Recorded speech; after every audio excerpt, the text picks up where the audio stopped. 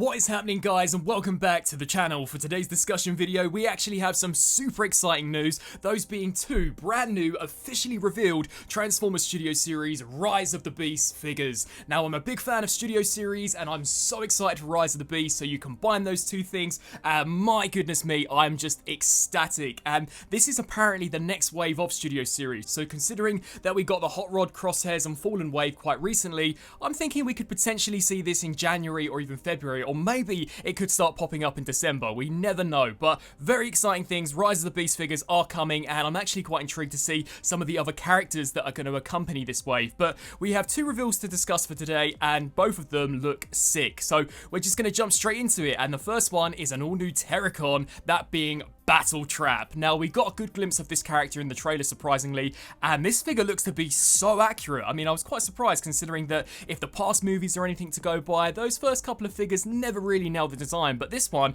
for being the first ever official figure of BATTLETRAP, I think Hasbro have done a knockout job, and I mean, the design looks fantastic. He's got this kind of very Gundam-orientated crest design, but I just love all of the spikes that are flaring here, there, and everywhere off the robot mode design. That looks really nice. He has this mace weapon, which I can just imagine him smashing Optimus Prime with on the battlefield, and in the trailer we see him use these blasters, although the blasters don't really look like anything if you actually take a look at some of the screen caps from the trailer, and they've kind of replicated this here with this figure by essentially using kind of the towing arm of the truck mode.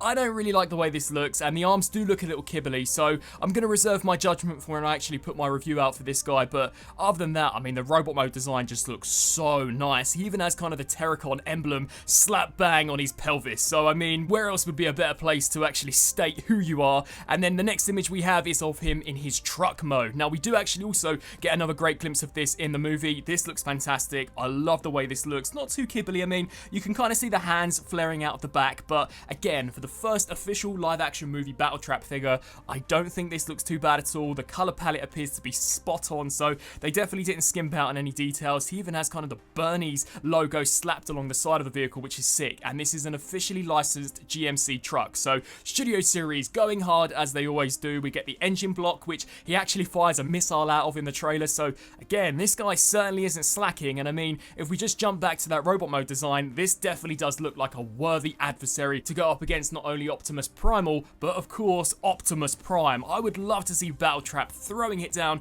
with Optimus Prime, and I'm hoping these Terracons are slightly stronger than some of the past Decepticons, and that he isn't decapitated or sliced in half or blown into pieces within the first 5 seconds of screen time, but absolutely loving the way this guy looks. And then we jump into a figure which we haven't seen any leaks of at all, that being our first official Rise of the Beast Deluxe Off-Road Bumblebee. Now, here we have an image of him in the off-road Camaro mode with the roll cage, etc., and I love this look for Bumblebee. I mean, I'm a big fan of the Michael Bay movies, but you slap a roll cage, it just amplifies how badass Bumblebee already looks, and I think the details look spot on. I mean, Hasbro have done their fair share of Camaro Bumblebee, so they know how this rolls, and I really do think, again, they've nailed the look of this guy. We see the Camaro kind of rolling out alongside Cheetor in the film, and this new Studio Series version looks to be very accurate. Immaculate paint detail. You can even see, I mean, it's a very, very small image, but there appears to be a bit of paint on the tail lights of the rear of the vehicle, so he's definitely going to be painted pretty sweet. You can see those classic Michael Bay kind of black stripes going along not only the hood,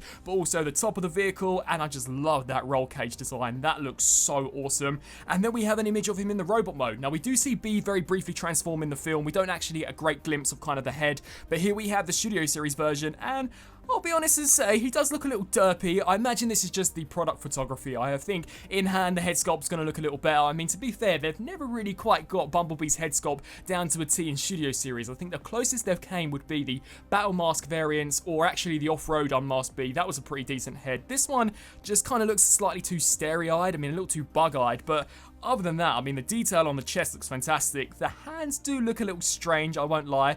They don't look the best, but the paint and the detail looks really cool. I do like how the door wings flare out to the back. Again, great homage to those old Michael Bay designs, and this does appear to be a brand new sculpt, despite it being very similar in design to the original 2007 kind of classic Camaro look that Bumblebee had, so that's really cool. We do get the Bumblebee movie foot design, which I think has translated pretty nicely, and here we have an image of Bumblebee with a few additional attachments. So he will come with his Stinger Blaster, trailer, which I think looks really nicely done. And not only will he include that, but he'll also come with kind of the spike weapon that we see Bumblebee actually use in the Transformers Bumblebee movie. Now, will he use this in Rise of the Beasts? I don't know. I mean, kind of hoping that he uses it in order to face off against Scourge, as judging by some of those clips we saw in the trailer, things are not looking too good for B. But these are two really nicely done figures, and this kind of perspective that showcases the two weapons on Bumblebee does showcase where a few of those roll cage components go, and the back kibble actually doesn't look to be too bad, and he seems to have some pretty decent articulation, waist rotation, ankle pivot, so that all looks really nice. And the same can also be said for BattleTrap. His articulation also looks to be stellar,